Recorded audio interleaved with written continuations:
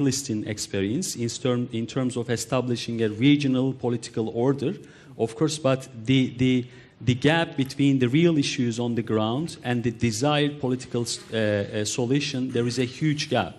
It was the reason, I think, why many commentators and experts and scholars and think tankers had a different idea just 1 hour before the October the 7th. You know, imagine that before the October 7th, in probably 6:30, there was an idea that the normalization has arrived in the Middle East in the context of the normalization between Houthis and Saudi Arabia and Israel and Turkey and you know, the Iran and other Gulf countries normalization. But 1 hour later, it has collapsed, unfortunately. So why? Because there was really a gap between different issues. There was a gap in terms of the Palestinian issue and the regional normalization. There was a huge gap between the normalization in Syria and the normalization attempt of the Arab countries, including Turkey's normalization with the Syrian regime. So it's another, you know, failure for the you know, the imbalance between the perception and the realities on the ground. Of course, the final point that I want to make is about the external penetrations of the external actors into the Middle East. This is another obstacle to improve, I think, improve the regional institution or establish a regional order in the Middle East. So, the final point that I want to, you know, make concerning the drivers, the main drivers. I think what we have been witnessing is the lack of strategic capacity of the, you know, individual countries in the region that can achieve sort of regional orders. So when we look at each individual countries in the region, they don't have strategic capacity to deliver what they really want to achieve. So I think this is another problem in the region, why the regional countries have decided to normalize the region, but unfortunately because of all these lists that I, you know, mentioned in my speech are another obstacle to establish a sustainable regional order. Professor, in terms of Middle East regional order, we have to talk about Turkey. You know, Turkey has promoted multilateral mechanisms such as regional summits and economic cooperation forum.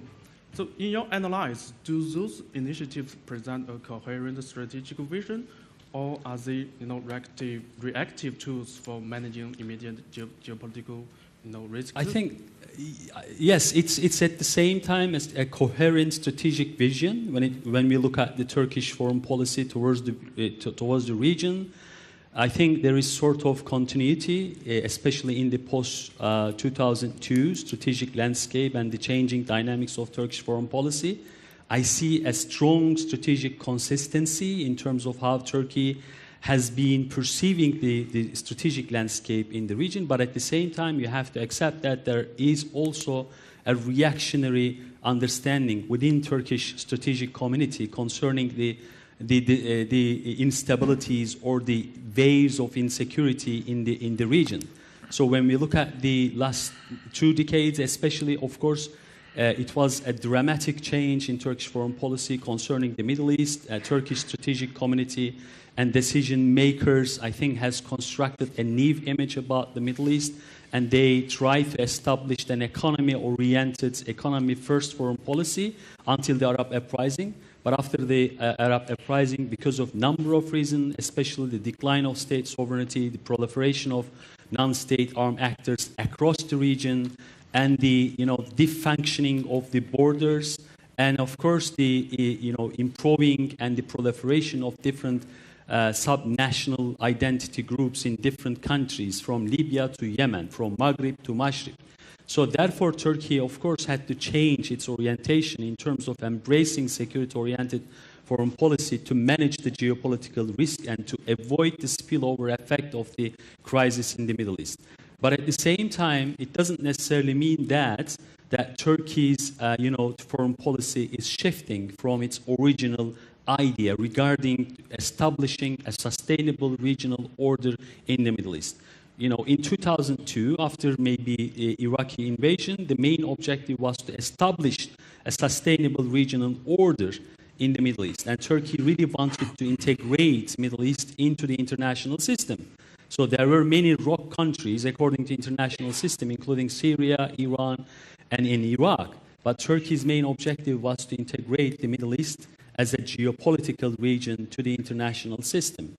Still, I think Turkey's objective is similar, is same, but there are need dynamics that Turkey, I think, has to reconsider its overall strategic calculation.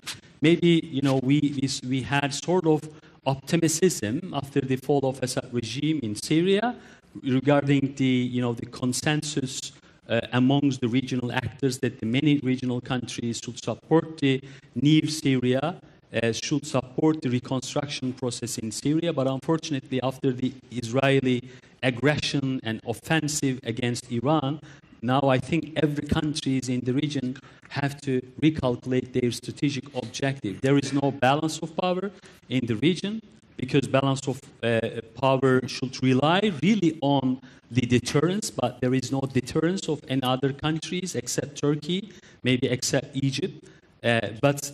First of all, I think how the regional countries will recalibrate their position to regain their deterrence or re-establish the balance of power. I mean, since yesterday we have been discussing that Israel and the United States are quest to establish a strategic dominance rather than establishing a balance of power in the region. Now there is a $1 billion question in the region amongst the regional actors, except Israel, that how they're going to re-establish the balance of power in the region if Israel is going to be successful in terms of undermining the real state capacity of Iran, maybe the regime change in Iran. So we don't know what kind of region is going to emerge after this military escalation between Israel and Iran. So Turkish, I think, geopolitical interest and its strategic priorities, I think, will change and transform accordingly.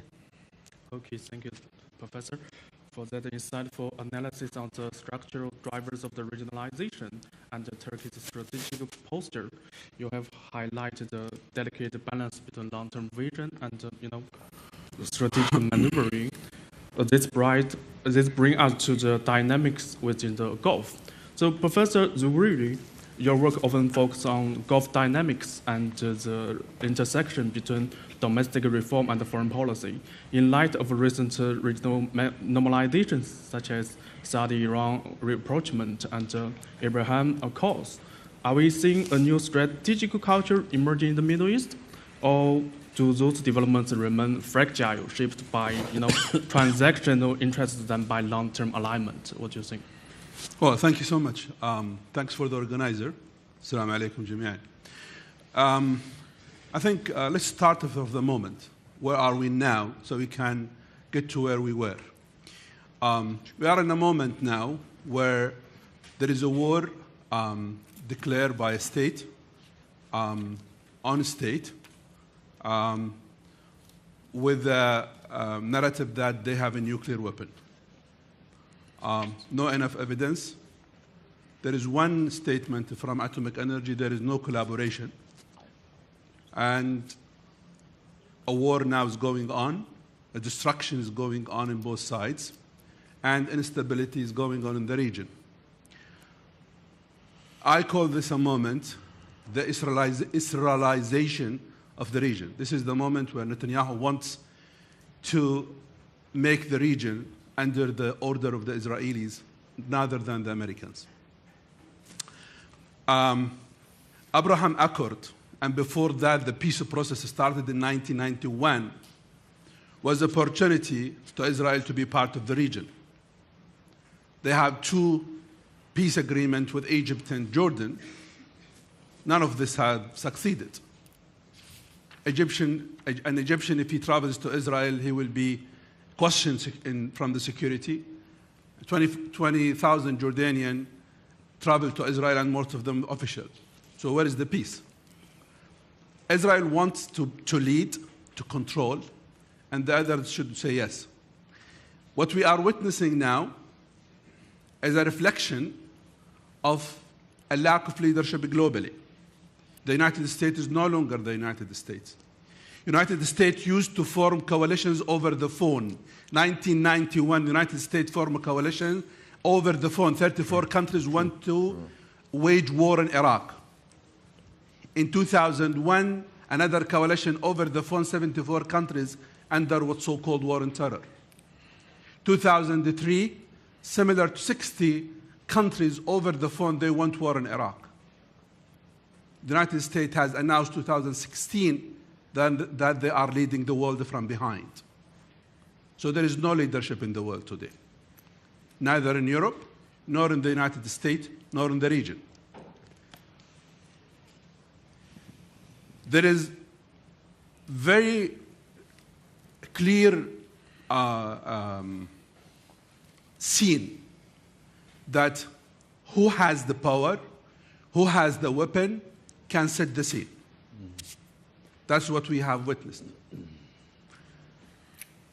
Arab uprising was an opportunity to Arab nations to move beyond the authoritarian regimes.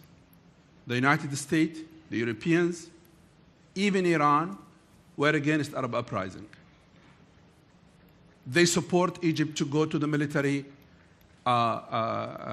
control. They made Syria platform to Iran. Libya, as you see. They made Arab uprising rather than opportunity to be a crisis which leads to emerging more crises. Non-state actors have empowered in the region in the last 40 years. Within the scene, there is an emerging of failed state. Gulf region, the 6 states, they were not far away from this. 2014 and 17, a crisis within the GCC, which lasted in 2014, 6 months, and 2014 for nearly 3 years, until the Ula agreement where they normalized the relations. Why these crises happened? Because of dynamic in the region. Because countries, they have different reading of the dynamics. In the time where Qatar says Arab uprising is the right for people to look for, to move beyond authoritarian regimes, there are other countries who believe that this is not the time for that. The time where people, they think political Islam is part of the social fabric and social and cultural fabric of Arab nation. There are other Gulf states who think that is a threat to them. So these differences create a dynamic which evolving until now. In the time where some of countries, they think Iran is part of the political fabric of the region and Iran should be involved on region, should be listened to, and should be also maintain sort of a communication with Iran. There are other countries who in some stage wanted Iran to be bombed. This has been changed.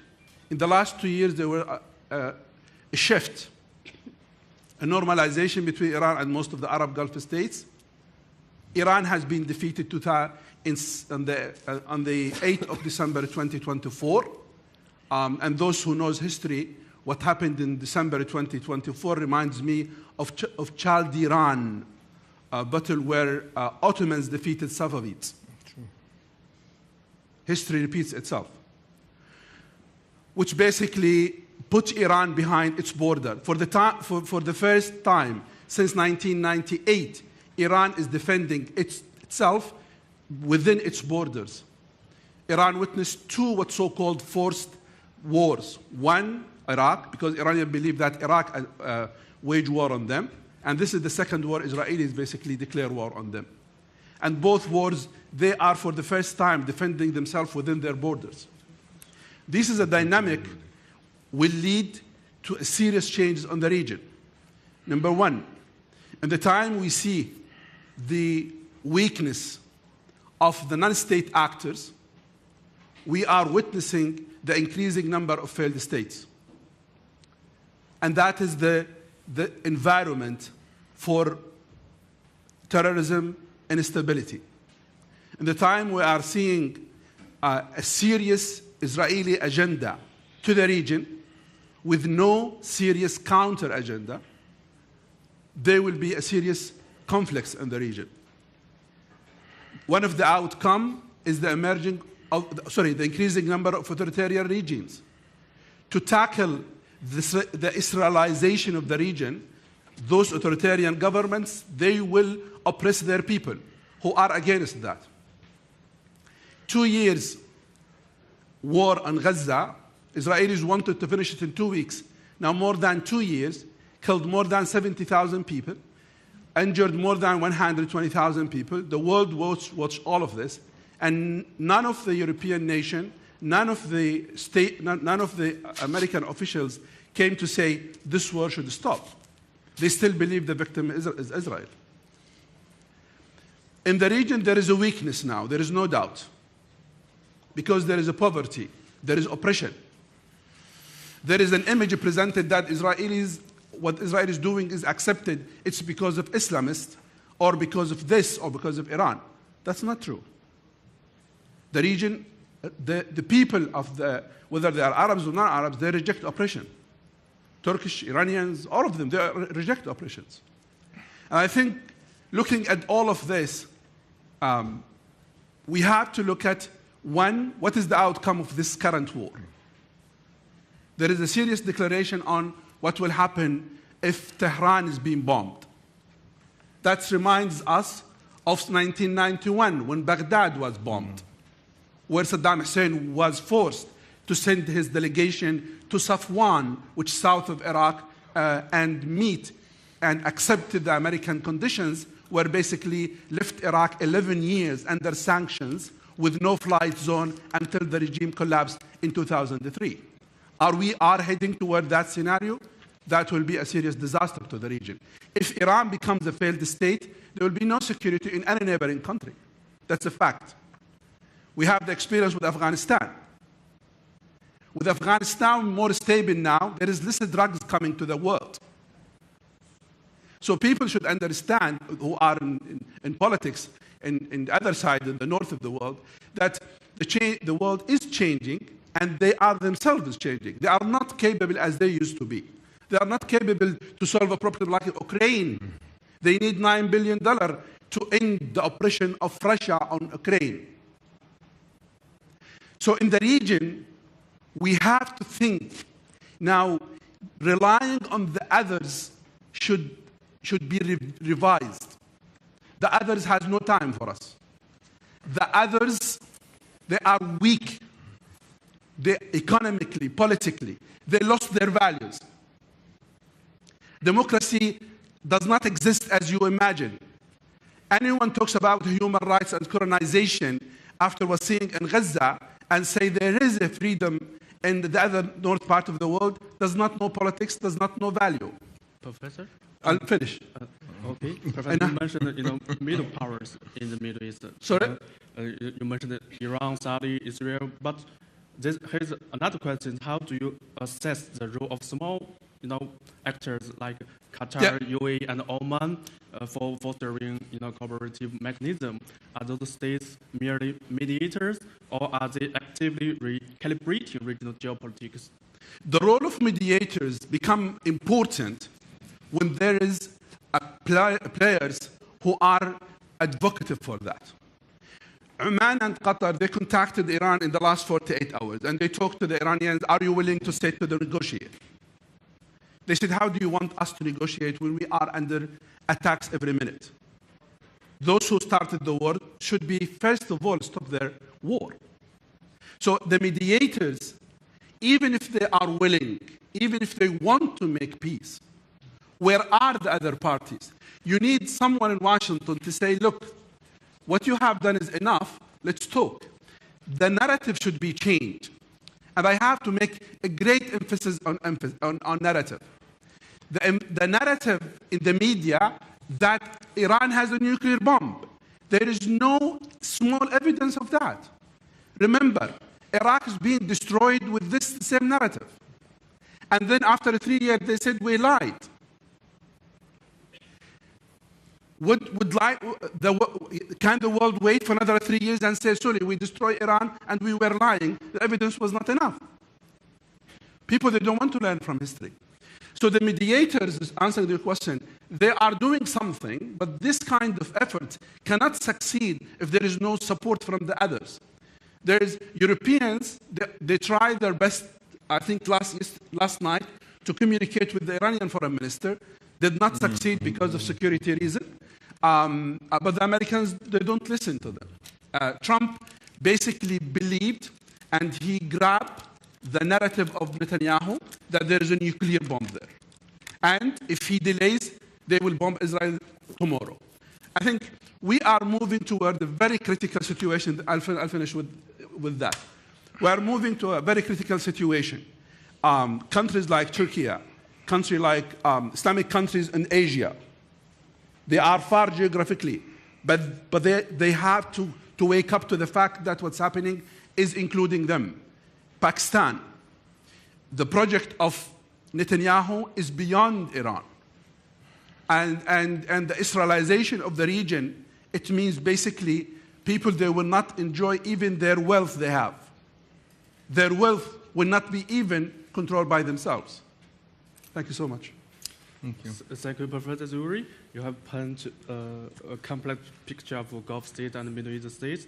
This internal calibration is not just about diplomatic.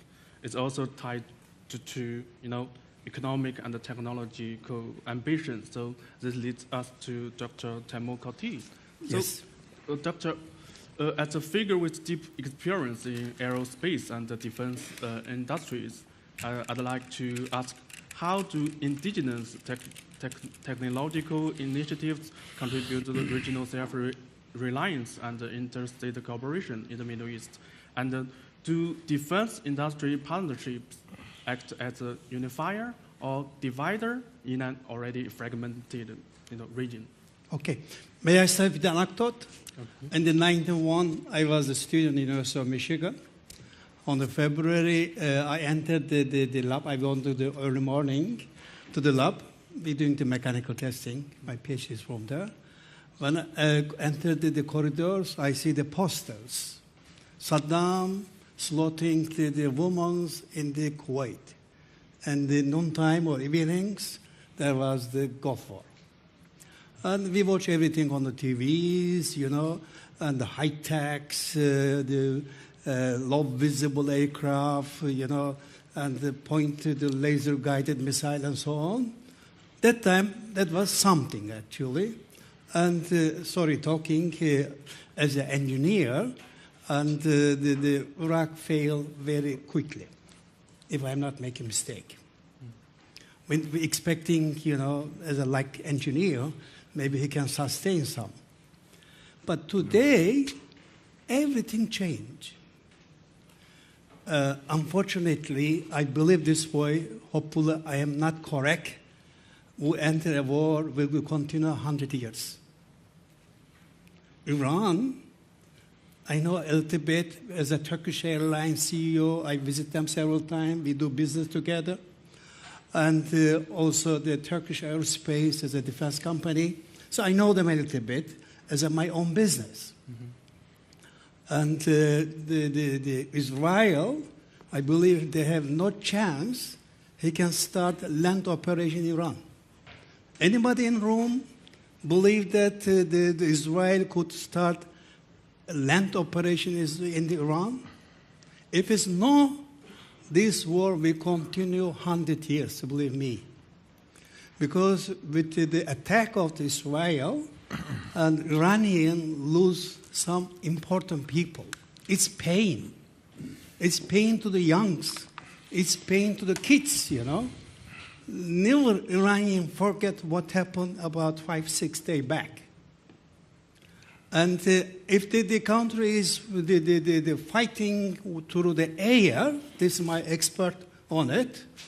I can talk about this one. This is why maybe you invite me here. Thank you for the invitation.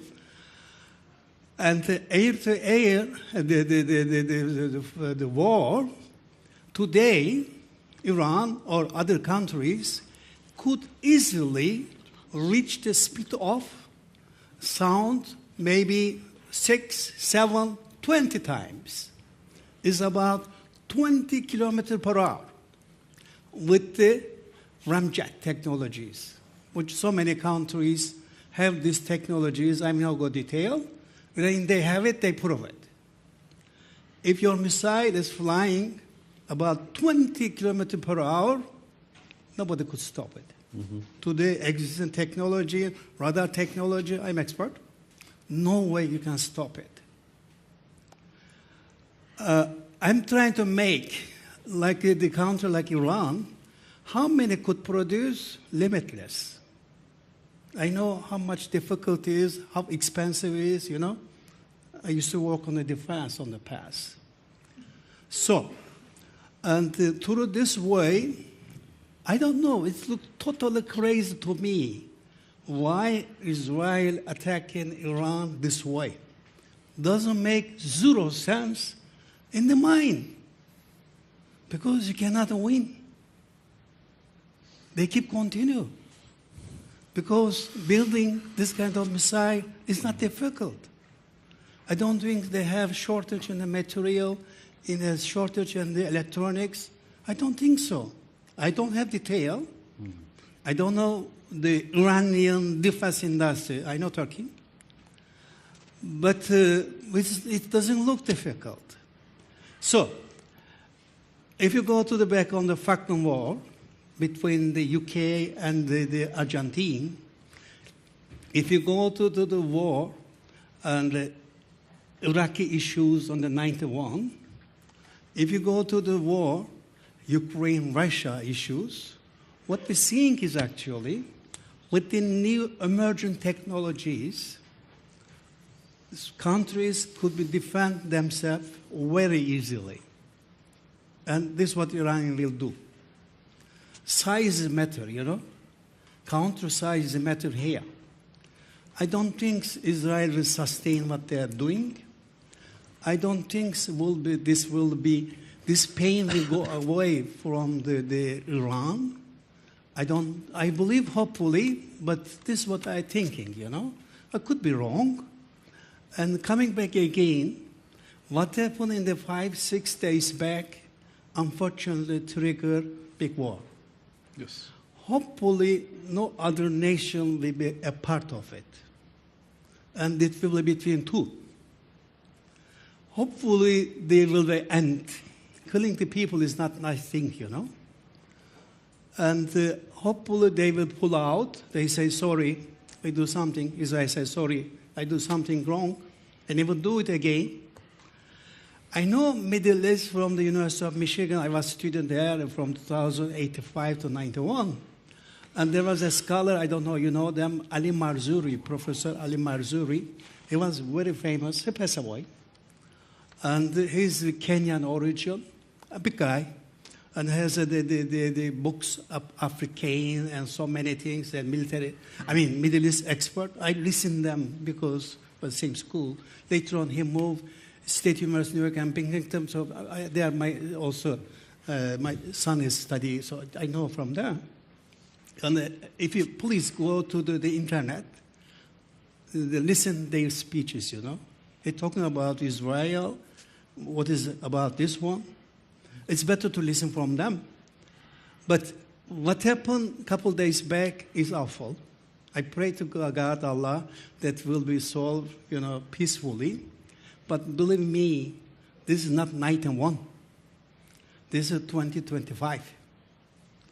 And every single nation in this earth is more capable compared to 91. Superpower is okay, superpower. Superpower against the superpower makes sense.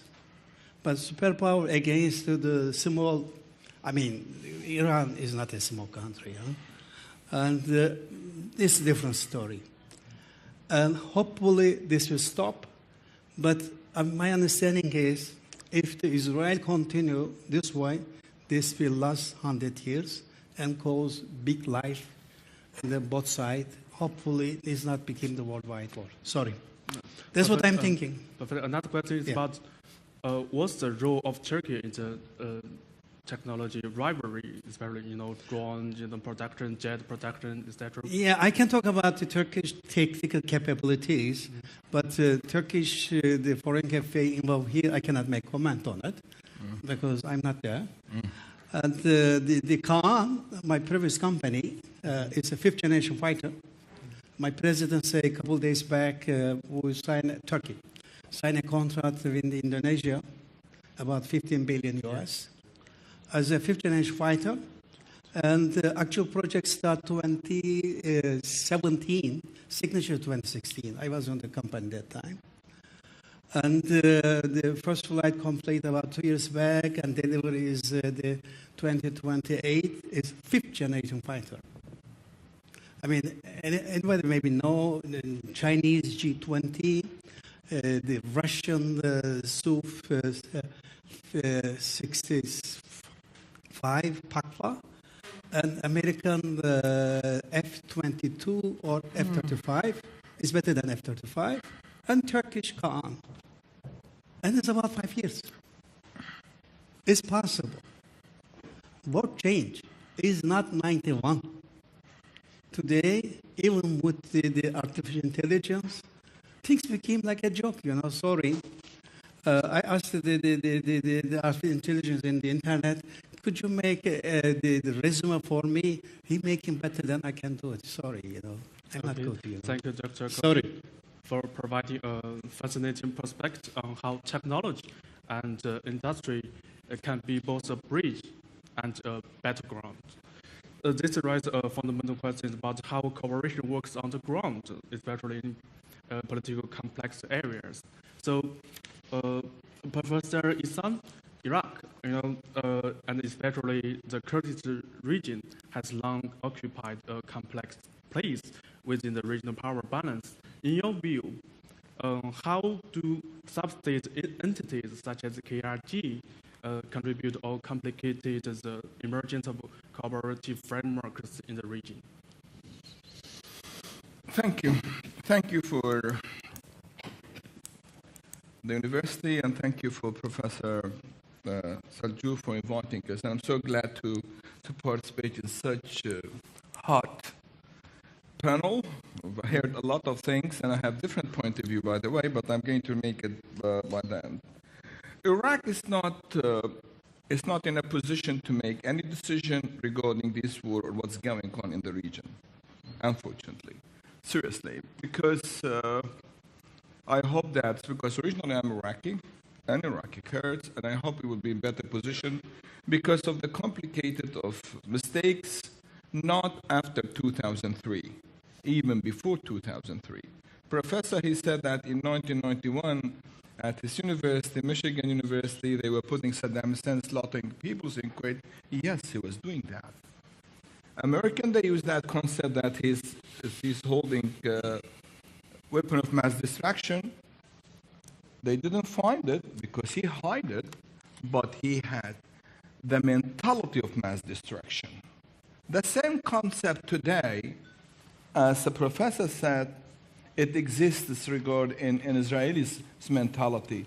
They say that is, if Iran's holding nuclear weapons or not holding nuclear weapons, but the mentality of mass destruction is in their mind. This is their justification. This is my analysis. I'm academic more than becoming a politician, seriously, as we said.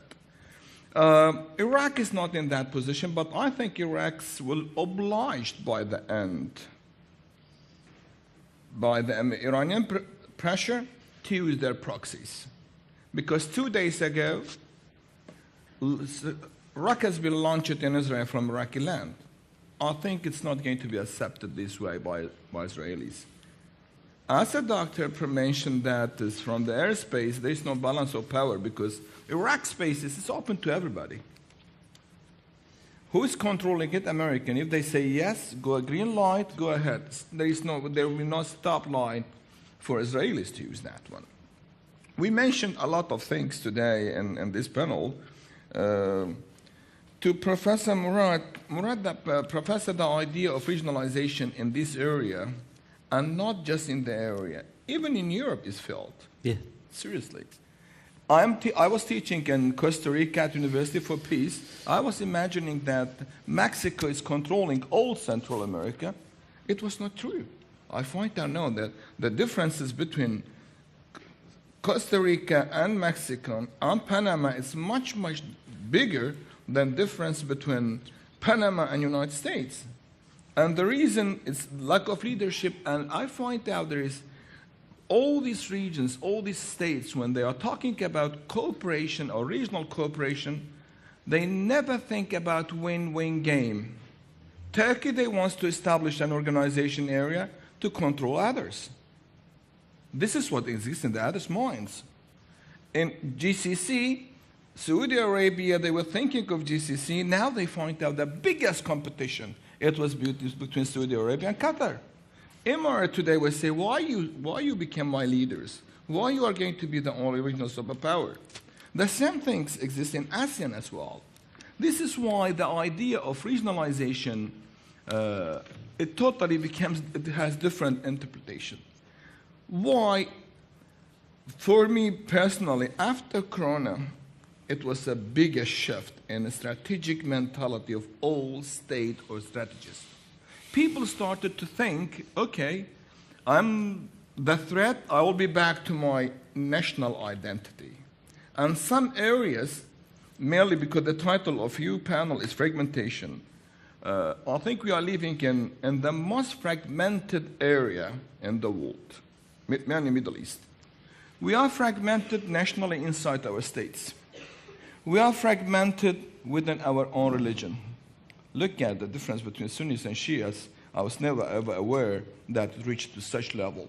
You are not touching it, you're not aware of it in Turkey, but if you live in Iraq, or if you live in Iran, or if you live in Bahrain, you can immediately find out how this society is fragmented. And at the same time, people, they talk about liberal issues. We are living in a great state, everything, which is not true. Academically, my analysis for it, we became too realist. Such discussion, I think it was not acceptable in 1992 until 2001. The majority of us were talking about liberal values. Everywhere should be democratic. We are living in paradise. Life is so happy. We have no problems. But now, after 2003 and today, we find out the reality is not like that. Really. Our dreams has been changed. Our vision for the futures has been changed. Our strategic planning has been changed, as individuals and as states. We talked about normalization of the relation in the area. There is different interpretation about normalization. What we mean by normalization, okay? People, they think about normalization between Arab and Israel. Israel, they want Arab to go their way. In Middle East, we have the concept, either my way or highway.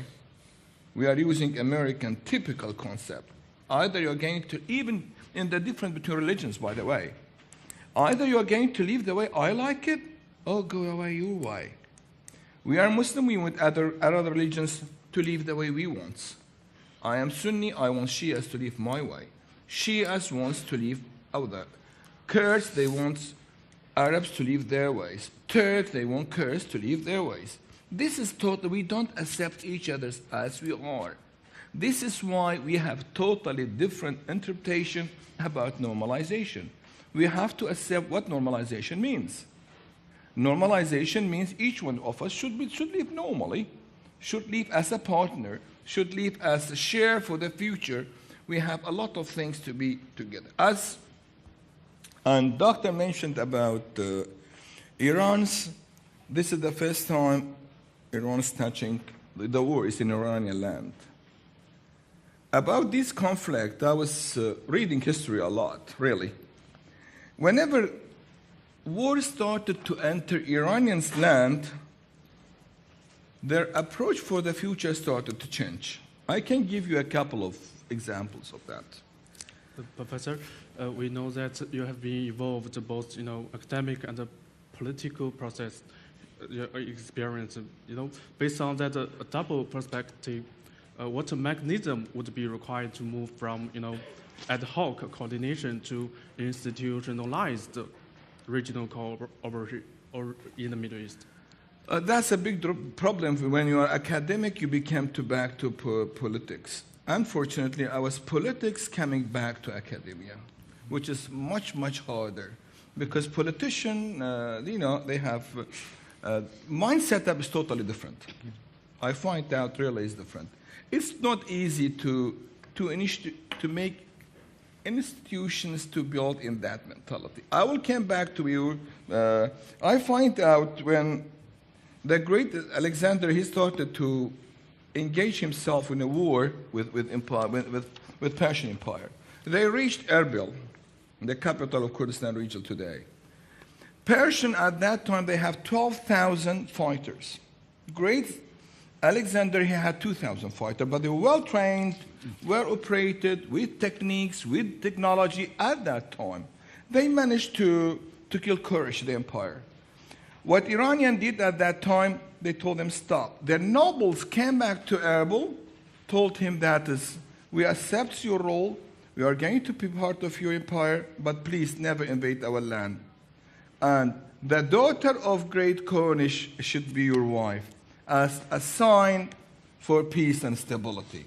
And another incident on that, also when Islam arrived to Madain, near to Baghdad, okay?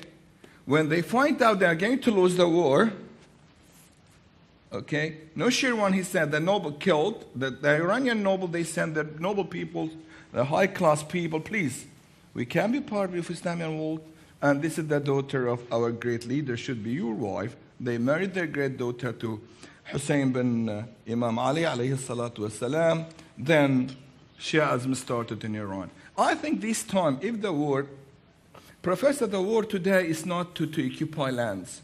Israel will never ever manage to occupy any land in the world. If they want to occupy Lebanon, they can do it in 2 hours. Believe me, I'm expert in military, I'm teaching at security studies department, I know what they have.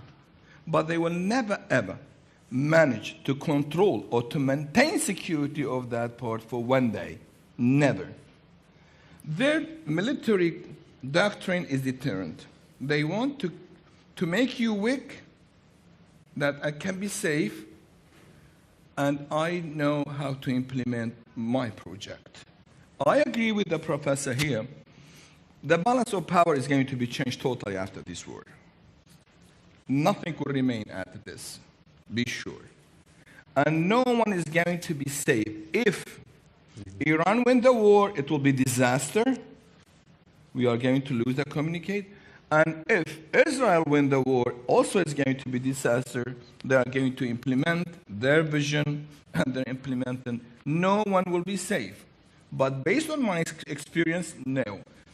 Dealing with Israel as a state is going to be easier than Iranian if they win the war. Because their way of hegemony, that we find out they're managing in Lebanon, in Syria, in Iraq, in Yemen, how they created in Bahrain. Israel, you can tell them, no, I don't deal with you. And I agree with the professor also. This war already has been there for 40 years, by the way. And it's going to be there even in the future, even if regime changed in Iran. Because look, Iranian-Israeli relations, Iran was among the first country who acknowledged and accepted Israel as a state in 1950. And they had great relations together. And even today, one of the biggest communities in Tehran is the Jewish community. And they are still very powerful. In 1979, they changed the approach totally. They became anti-Semitism, anti-Israel. During the war, Israel was helping Iran and helping Iraq at the same time because for the commercial and business-wise. We are heading very complicated. The consequences, because I've always said there is no good war and bad peace. Never. But peace and the role of mediation is started at a certain time. You cannot talk about the peace. And any initiative of any role in mediators, no one can mediate between any conflict without interest. Never ever think, as no lawyer can enter the court without getting his own cost. Cost, it doesn't mean to be, even if he do it free as an NGO, but he has something else at his back as well. The role of mediator is still, it's very complicated and late. But who can mediate? The mediator should be respectful by both sides and not be part of the conflict. For me, I think so far it's so hard to find out if the situation continue like that. We are going not winning the war, stopping the war, or at least postponing to different another 5 years. If Nothing can, because Israel's mentality is not going to be changed at all. They have Netanyahu, and the regime cannot be filled. They are going to have another 100 Netanyahu. But because the leftist is too, rightist is too hard there. And if the regime changed in Tehran as well, due to the war, directly or indirectly, the mentality will stay there, as the professor said, because the damage and the consequences of the war is too high. Still, Iraqis cannot forget what America did to their country. Although the majority of us at that time, we were pro-war. We want just to get rid of Saddam Hussein. Okay? But now, a lot of people, they sympathize with that. Why? Because what happened after that, and the people who running the show, running the country, they were worse than Saddam Hussein. This is what's been in their mentality, not in my mentality, but this is the way what people think. Thank you so much. Thank you, Professor Ihsan. Your insights from ground level show us the internal complexities. So now move to Dr. Maria. Here's the question. How is Egypt Industrial and Development Program redefining greater power competition? What game is Egypt playing in balancing with Russia, despite being a historical U.S. ally? And what does it mean for Egypt? Thanks for having me as the first thing. And what I want to do is actually bring a new dimension to the debates. We talk about Iran, Israel, the Levant, the Mashrek, but I want to also expand to the Maghreb area, if you don't mind, and trying to conceptualize and understand what's going on in the area from a perspective of not just Egypt, because what I'm going to argue will go beyond Egypt. It's something that expands to other North African countries, but from the perspective of Russia, and then how the country, how Egypt is navigating great power competitions, and how Russia and China are playing, in favor of the area in opposition to the U.S., which is at the moment it seems is more interested in reshaping alliances, the balance of power in the Levant, principally after the recent visit of Trump to the region, to the Mashrek area. What I feel to say is that Egypt is supporting, is favoring this rebalance of power in North Africa, which is taking place in favor of Russia and China from different perspectives, not just political, but principally commercial and economic. And this has been accelerated after the war in Ukraine, which acted as a catalyst for the part of the region. This is taking place across three main sectors, I must say, and some degrees of success in what is going on, in the sense that since Abdel Fattah Sisi seized power in 2013, and then it was officially elected in 2014, Cairo-Washington DC relationships underwent some kind of deterioration, if you want it or not. Not completely frozen, but certainly, more distant to some extent. Egypt and the governments and the authorities look at Russia to support the ambitions behind Egypt 2030. And this idea of modernizing the country, the idea of reorganizing the entire industrial machine of the country in favor of the SDGs, in favor of development, in favor of how nature is going to be institutionalized, reorganized in the political materiality of the country. And the Russians support this kind of discourse in one way or another, if you want it or not. So this access, as I said, is threefold organized. When you look at industries, you look at trades, you see that, just to give you some sense of, data, economic data, because my discourse here, my speech is trying to intersect also some economic data, if you don't mind. Russia is investing $9 billion into Egypt, and is also supporting the constructions of the Sun City in the Port Said area in north coast of Egypt. Of course, there's some mutuality of interest in what's going on and how Russia is trying to expand control over North Africa through Egypt. So, as I said just earlier, this is not something that just touch upon the country, upon Egypt. It's not something that touch upon the government per se. It's something that trying to conceptualize Egypt as a hub through which the non-Western bloc is looking at the North African markets and the North African, trying to influence North African politics, if you want to or not, directly or indirectly. And Russia is, as I said, is investing $4.6 million in the constructions of the Sun City in Port Said area, just as mentioned just earlier. Which says a lot also about the politics of architecture, if you want it or not. Because if you look at the model, the plan behind the Sun City, it's going to be built on two sides. One side will be named after Moscow, and the second side will be named after St. Petersburg. So you can see here how politics intertwine also architecture, and says a lot about how equilibria, how alliances, how the balance of power is transforming North African landscapes through Egypt, commercially and also economically, principally. The second level, of course, is trades and agriculture, which is something which is very important for Egypt, and not just for Egypt. What I'm going to say could be thought-provoking, but it's based on my works, based on my publications and recent books as well. Egypt has lost much of its diplomatic capacity to interfere and influence the paths of regional politics, at least historically speaking. We are no longer in the 50s. We are no longer under Gamal Abdel Nasser, I'm afraid. But it's intention to regain this role in the future, and the prism through which it is taking place is certainly commercial routes. And agriculture is one of those sectors through which the country is trying to reimpose itself, not just in the region, North Africa, but also potentially in the region. I don't have crystal balls for the future, but that's the idea behind, despite the obstacles and the struggles, the challenges that the country is currently facing.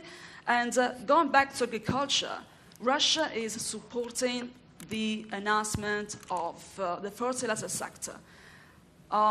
This is not politically immune because the fertilizer sector in Egypt is controlled by the Arab Organizations for Industrializations. To put it simply, the armed forces. And the goal is to support and safeguard some kind of persistence of the Egyptian forces into the national economy. This stands in opposition to the demands that still comes from the Western Bloc, principally the IMF, the World Bank, to minimize, to marginalize the presence of the state from the economy. There's been a clear attempt, a clear request of withdrawing the presence of the army or the state from the economy. So this idea of supporting Egypt in this sense, through agriculture, through trade, is indirectly supporting also the infrastructure architecture of Egypt in the way that armed forces will be safeguarded in the economic sector. And this will add on some forms of substructural stability of the Egyptian status quo. And this is the goal behind, trying to avoid the collapse of political authorities, because if Egypt will collapse, it will be probably a chaos for North Africa. And the second thing is there's no alternative. So, or al-Sisi or Abdel Fattah al-Sisi. So it's in the interest of all parties to keep the authority where it is because of security on the ground, because of certain dynamics that can be transformed, that can be altered right now in North Africa, and also in the rest of the region, I must say. So please me to also expand to the Levant area, if you don't mind. And the third level is renewables. This is where Russia is investing a huge amount of money in the country.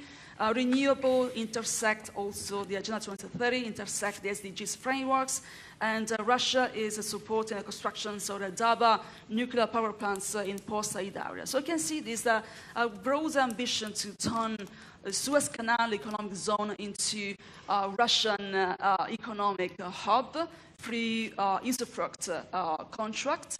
And in the 70s, actually, yeah, it was in the 70s, end of the 60s, actually, 70s, something like that, we entered the nationalizations of Suez Canal area. Now we are actually seeing the selling of the Suez Canal area to great powers, principally Russia and also China, trying to exercise our influences, interests in Port Said and the Suez Canal economic zones.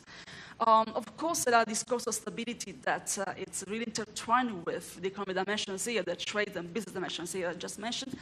And the last sector I want to mention is the military sector, which is not, of course, something that must be neglected. Egypt is a historical ally of the US. Out of $2.3 billion US dollars in terms of foreign assistance, $1.3 billion US dollars channeled to the Egyptian armed forces. So there's very strong ties between the US and Egypt. But despite this, Russia is investing, is increasing investments in the exportation, the exports of conventional arms and weapons towards Egypt, but these exports has been downgraded in the rest of North Africa. So this stands in opposition.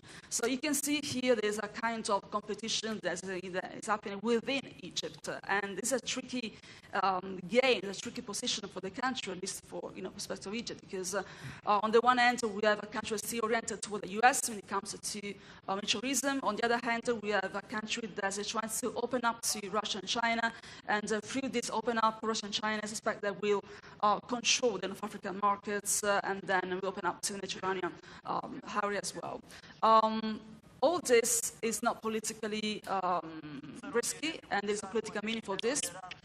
The political meaning is that we are witnessing a kind of attempt to come back to a kind of reappropriations of the idea or the concept of economic statalism, which stands in opposition to the Western Bloc demands of expanding and emphasizing neoliberalism and privatizations of the markets, something that right now is not really finding its own dimension in North Africa, something that goes beyond Egypt. That's something that also applies, is attached to other countries in the region. I could mention probably also Tunisia, or of course Algeria, if you don't mind. Please me also expand to these two countries, if you agree with me. And then the social dimension, something we neglected so far. Russia and China are trying to fill the void that the US didn't manage to fill, and the fill to also include the European Union as a middle power in this game of rebalancing. And the meaning here is that the Western idea, the US-backed idea of democracy and democratization failed the Middle East, failed society and societies in the entire Middle East over the past 2-3 decades or so. And therefore, this opened up to the non-Western bloc, at least in North African escapes, as opposed to the Levant, how the Levant is now folding in terms of crisis, in terms of its equilibrium, in terms of new equilibria that are emerging. And we will see in the next years, months, how the situation will evolve. Thank you. Comes with political meaning, I'm wrapping up, comes with political meaning as that it's not democracy that doesn't work in the region, but it's how the West failed the region and how the non-Western bloc is trying to fill also politically the void, also in terms of ideologies and economic model that the West failed to export. Exportations, impositions, neocolonialism doesn't work, never worked, and will not work in the region. And that's all for me. Dr. Maria, here's another question about your research. To what extent do global narratives such as environmental politics and climate diplomacy overshare the platform for cooperation in the Middle East? Or do they remain filtered through national security, lenses? Well, this is a good question, to be honest. It's based on what I'm currently doing as part of my research and research projects and grants, which I'm leading at SOAS. When you look at nature, you look at environments, you can see here there's an attempt of institutionalizing, weaponizing nature as a new locus of political power. When I refer to the environments and nature, I'm specifically referring to the fact that there's a kind of opportunistic logics in how the environmental politics are trying to mitigate interest in trying to mitigate regional realism that applies in the region. I'm not arguing, I don't want to be pessimistic, but I don't want to be optimistic sometimes, or at least too much optimistic sometimes.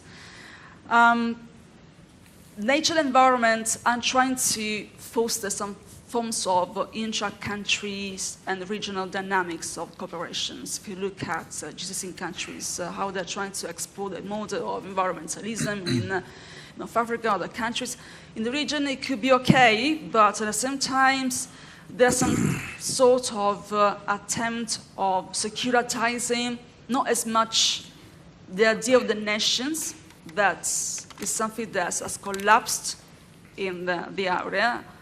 We have so many states, but we have so many fragmented nations. If you look at, I remind of Anthony Smith, the idea of myths, memory symbols, how they used to play in the past to force the idea of nations, how now memories have been abandoned. We are now witnessing a kind of attempt of modernizing memories through the myth of the SDGs and then create new identities in the area. So it's attempts of actually monopolizing the idea of the national environment, and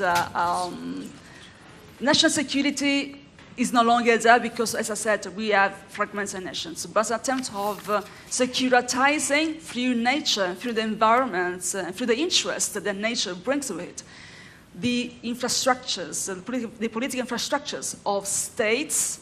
At the moment, most of them are very brittle. When I say brittle, I'm clearly making the point that they look stable from the side, but they're very unstable from the within. So corporations is supporting, I want to reframe this, sorry.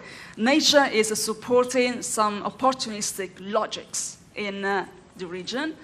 It's fostering cooperation to some extent, but at the same time is also securitizing infrastructures of power and how they are trying to persist and perpetuate in the entire region despite challenges.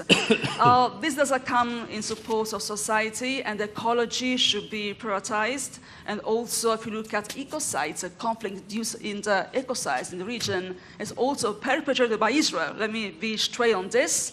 Also, the ecocides that Israel just committed in Iran, in targeted nuclear sites, could be considered by international law as an ecocide, if you want it or not, just a legal premises. Then there's no political discourse. It's a legal, attempt of conceptualizing what's going on in the area. And yes, I want to wrap up here. Thank you, Dr. Maria, for connecting the regional and the global, reminding us that no regional dynamics occurs in the vacuum. Thank you to all our panelists for a truly fascinating and comprehensive discussion.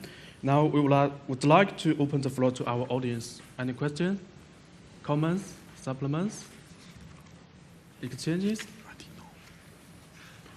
Okay. Where's the microphone? Mike? Where's the mic? Okay. For the live stream, I think you need microphone. Mike is better.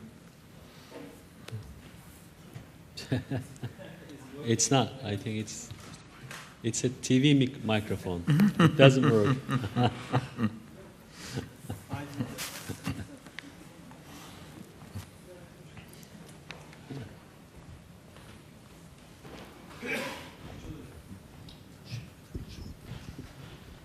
First of all, this is Yücel Bulut from Karadeniz Technical University.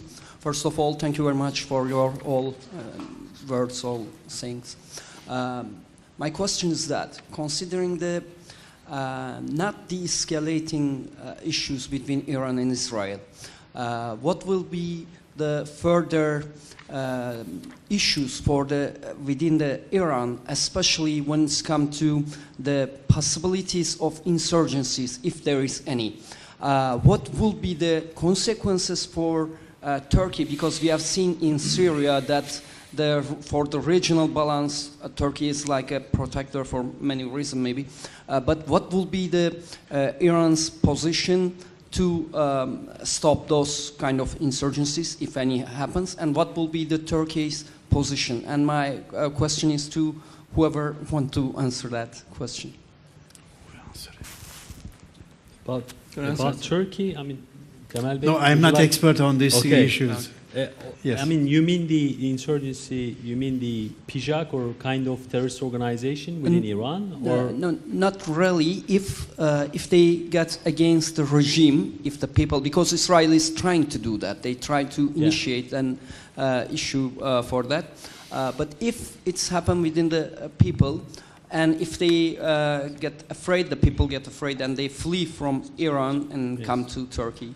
I think there are a number of priorities, security priorities for Turkey. Number one is, of course, security and the sudden collapse of the regime in Iran, which I don't like most likely. I don't think most likely at this stage, as Professor Temel Kotil mentioned and other speakers have rightly mentioned. But the security is, I think, number one priority for Turkey in terms of the potential insurgency from the side of PJAK. Because when we look at their patterns, behavioral patterns, they are really supportive of Israel aggression against Iran, and they are trying to find an opportunity to reestablish the military maneuver and mobilization of PJAK. And under this condition, I think the most likely, Turkish position is to target the PJAK in Iranian sites. Of course, we are talking about scenarios. I'm not talking about the official thinking of Turkish state, but it's going to be most likely position of Turkey. It's going to be a military position because of the lack of air superiority in Iran, because of the lack of air domination in Iran.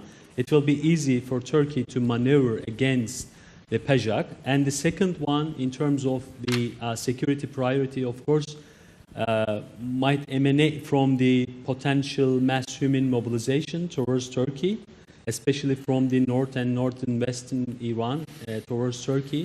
And the number one priority in this context is to establish a sort of safe zone in Iraq to, host the refugee inside Iran rather than accepting them inside Turkey.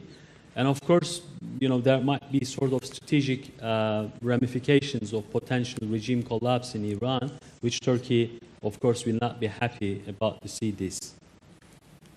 Can I comment, please? Please. Well, Israel has changed its own reason for the war. They were talking about destroying the nuclear program, the nuclear weapon, and then the nuclear sites, and then the ballistic missiles, and then regime change.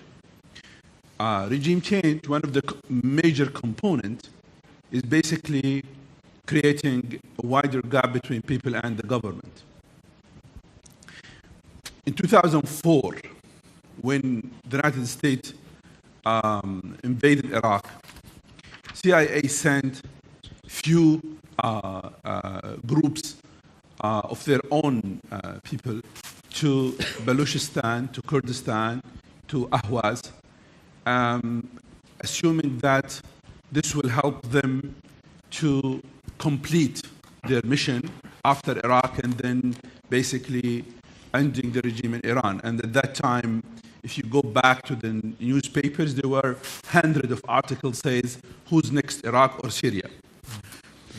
The reports came, which published in the New York Times, said that the outcome of all of these missions was that people that are not ready to basically revolt against the regime. They hate the regime, but they don't want to work with any foreigner government.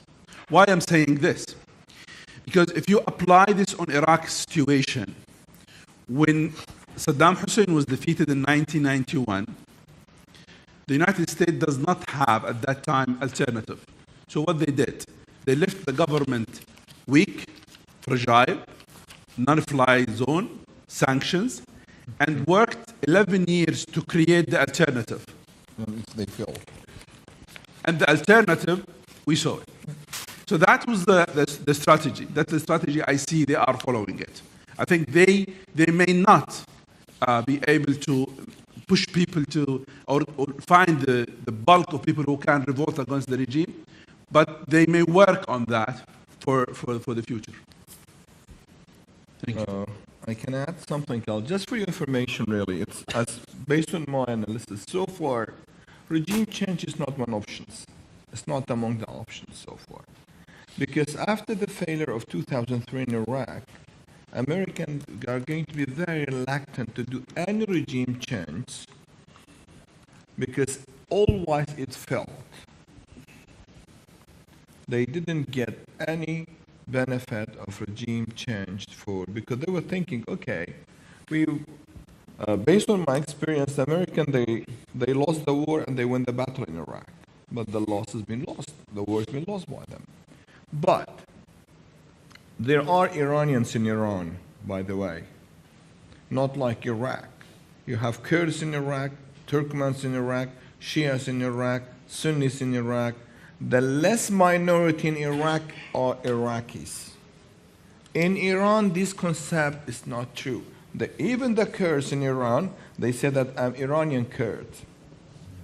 Kurd in all other parts in all the area, they are very reluctant to say I'm Iraqi Kurd. They will call Kurd Iraqi. Okay? They have Iranian in Iran. And always, from 2,700 years, always changes in Iran came within Iran. They are not ready to deal with outsiders. They are not happy with the regime. It's correct. But I never ever think any missionary or any proxy of American can work inside Iran to change the regime. No matter what they do, it's very hard. It's one of the options, but so far I've never ever heard, because everybody, they're very reluctant, even Netanyahu. When he talks about that, he knows what's behind it, because they know there are Iranians in Iran, not like any other else, and any other countries in the Middle East, by the way. Thank you. Professor, another question? Sergio?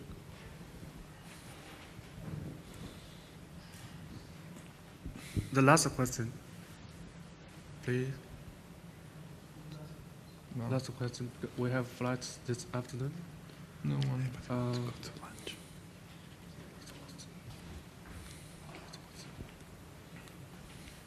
My question would be to Professor Mohammed Ihsan about the Kurdish politics, because recently Turkey and PKK had also new certain type of relationship. So it's really hard to define because of the previous experiences.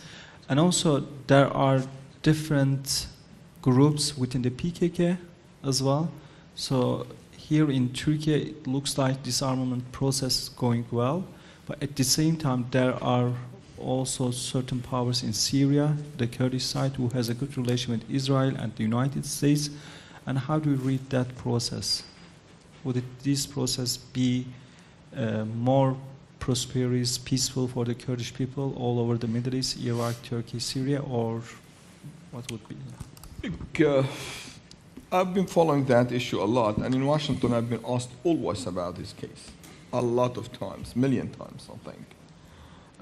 All of us, I think, the majority of us, we never ever agree that there is bad war or bad peace or good war. Always with a peace. But peace started how it starts. It was great that Turkey as a state told them, let us get rid of your weapons, calm down, we'll stop war, at least temporarily. Öcalan be out or Öcalan didn't be out, I think that's not an issue, based on my experience. But always peace is ping pong. You should think about after that what should happen. I worked in South Africa before the Mandela, and I was aware of what's going on, how they were dealing.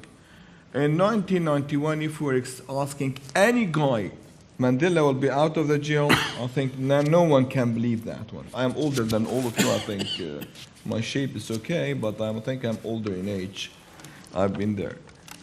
I think Turkey as a state should get advantage of these peoples.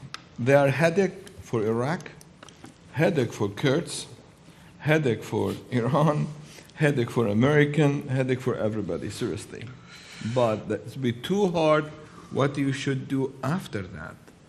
They get rid of it, you should be very careful how you're going to contain them, what they're going to do after that. It's not easy. You have a lot of people, they become a real fighter, real killers. You should have a plan for that. In South Africa, we voted in 1996 that the majority of the people are national Kurds people who were their fighters who became part of the government. Within themselves, they started to create gangs, drugs, crimes. So hard to contain them and to manage them. I think Turkey as a state should have a clear plan what I should do after that. Integrate them with the political system, let them establish parties, get other political, and this issue shouldn't be part of this agreement about Turkish political party. Okay, CHP, they hate AKP, that's their right, but never ever use this issue. And in general, keep the PKK issue away from Kurdish issue. You have Kurds in Turkey, they are not happy. This is clear. No, it's not my word. You have to think and never ever think, because Israelis want to get advantage of this issue. Seriously. Israel, they want to get advantage of this issue to create an excuses to use them against Turkey as a state. Because they don't forget the political and social memory in Israelis' political mind is not like any one of us, by the way. All of us, we are ready to forgive and ready to forget. But they are not ready to forgive and not ready to forget. Never forget that. Never, never, never forget that, please. I think it needs a national plan, and you can get advantage of what Saddam Hussein did in 1974, and then both sides committed mistakes, the war started again. In Kurdistan, in Iraqi Kurdistan, by the way. Really. We should get advantage of mistakes. Assad did it in 2011 with what happened in Syria. If he was containing them at that time in correct way, no one had the right to use them against Turkey as a state. It's a time of mind, calmness, long-term plan, and putting the interest of Turkey as a state as a top priority for you. Not party's interest, not personal interest. We should think in that way to have peace and stability in the area. This is my analysis for that. Thank you. Time is up. Thank you to our 5 distinguished speakers for their sharing, expertise, and insightful perspective. Let's give them a round of applause. Thank you very much. Thank you so much for your attending.